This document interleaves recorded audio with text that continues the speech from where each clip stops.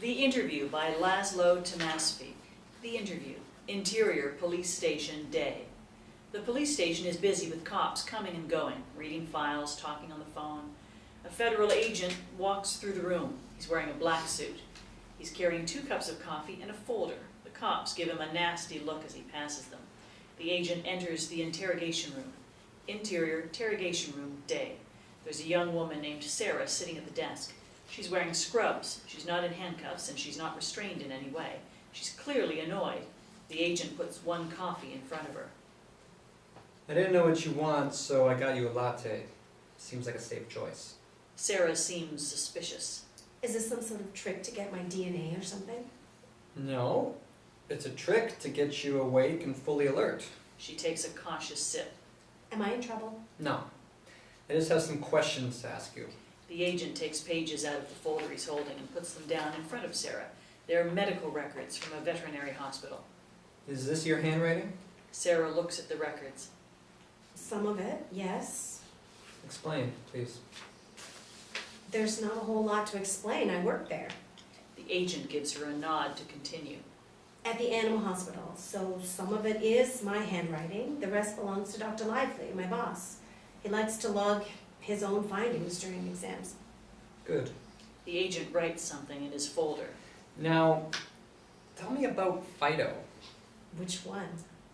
Is Fido really still that popular of a name? No, I know. I mean, it's not a real pet name. If we treat any stray that doesn't have a name, we call it Fido. 2 words with an E at the end. Get it? Like John Doe. But for dogs, it's supposed to be funny. Yeah. I get it. I want to hear about the one that got put to sleep last night. What do you want to know? Everything. Interior Animal Hospital Night. Sarah and another vet tech stand behind the counter doing paperwork.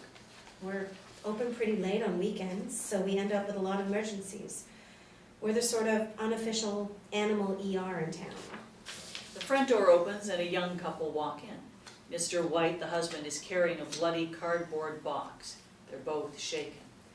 This couple brought in your Fido in. They were the typical Good Samaritans. As in, they felt bad enough to bring the dog in, but not bad enough to pay for any of the treatment. And FYI, they were the ones who hit it. Dr. Lively hurries to the front desk to look at the content of the box. How bad was the dog? Sarah looks into the box. There's a puppy in it, and it's badly hurt. It was a bloody mess. One look and I knew it wasn't going to make it. Dr. Lively puts gloves on, takes the box to the back of the hospital. So then, what was the game plan? We were going to put it down, and we did. That was the humane thing to do, to end its misery. Interior Interrogation Room Day. The agent takes a big sip of his coffee. Then, why did things escalate? The guy, wait, let me see.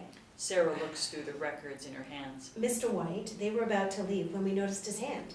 Interior Animal Hospital Night. Mr. White's hand is covered in blood, and we can see that he's been bitten. He got bitten when he scooped the dog up from the road. He tried to play cool, but then I think Dr. Lively scared the living shit out of him. With what? Interior Interrogation Room Day. We're back in the interrogation room with Sarah. With rabies. It's a huge deal in our field. Few things will actually kill us, and it's one of them. So you can't be stupid about it. It's serious. Interior Surgery Room Night.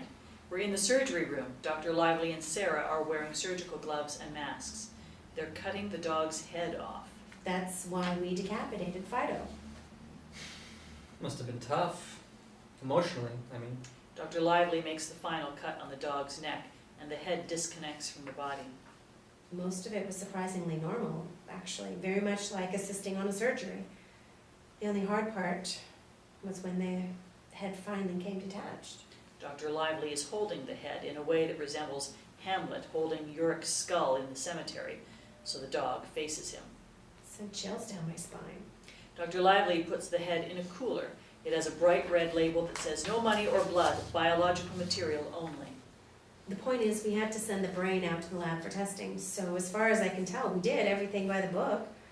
But I'm not the vet, I wasn't in charge. Why don't you ask Dr. Lively instead? Interior Interrogation Room Day. The agent doesn't answer Sarah's question, but gives her a telling look that basically reads, "We did." Any other questions? Just one. You sent the head out, but what happened to the body? Got labeled, bagged, and put in the freezer. It's still there. They don't do pickup until Wednesday. The agent flips through the folder he's holding and takes out a couple of large black and white photographs. I want you to know that I believe you're telling the truth, but this is what Animal Control received this morning. The agent puts one of the photographs on the table in front of Sarah. It shows the decapitated head of a 5-year-old boy next to the same cooler we saw in the surgery room. Sarah panics. Jesus. And this is what we found in the freezer. The second photograph shows the naked body of the boy inside a freezer. It's surrounded by black trash bags, all with little tags shaped like either dogs or cats. I don't understand. It still had your handwritten Fido tag tied to its foot. Sarah tears up. This is not the first time something like this happened. He puts a third picture in front of Sarah. It shows the naked body of an adult man lying at the side of the road. Last August, they found the remains of a man off the side of 207, apparently the victim of a hit and run. The agent pulls a plastic bag out of his suit. He wasn't wearing any clothes. And what's even stranger is that we found this surgically inserted between his shoulder blades. The agent hands the bag to Sarah. It has a microchip in it. A microchip? I figured you'd recognize it. I mean, yeah, we use it to tag pets so they can be ID'd if they get lost. The agent looks at Sarah in silence for a moment, waiting for her to put 2 and 2 together. Are you saying what I think you're saying? The agent puts a fourth photograph on the table. It shows a woman's dead body. Her face is torn up beyond recognition. First, it was believed that this woman was mauled by dogs, that it was probably one of those terrible pit bull attacks you hear about in the news. Police speculated that maybe the dog's owner dumped her body in the woods to avoid prosecution. That, until the medical examiner noticed that her teeth had been removed prior to the attack. Her ears were cut off as well. The agent looks at Sarah to see if she follows where he's going. It takes her an extra beat to catch up. Like a bait dog. That's one theory. Sarah takes a couple of very deep breaths. Holy shit. Another big breath. She looks at the agent. Now what? From here on, we see the agent only, from Sarah's point of view, so we don't see her reaction. I'm afraid your boss is going away for what happened to that little boy. I wish there was something I could do, but the local police got involved. I can't sweep something like this under the rug. The agent looks Sarah in the eye. Which leaves you, miss, the only person who handled one of these creatures alive. Exterior, the White's house, day. We cut to a suburban house. The mailbox reads, white. It's a sunny morning. This makes you an expert in a field only a handful of people even know exists. A black van pulls up to the house. What I'm saying is, I'm offering you a job. The agent gets out of the van on the driver's side. From the passenger's side comes Sarah. She's wearing bite-proof gloves, a clear plastic shield over her face, and she's holding a pole with a loop around one end.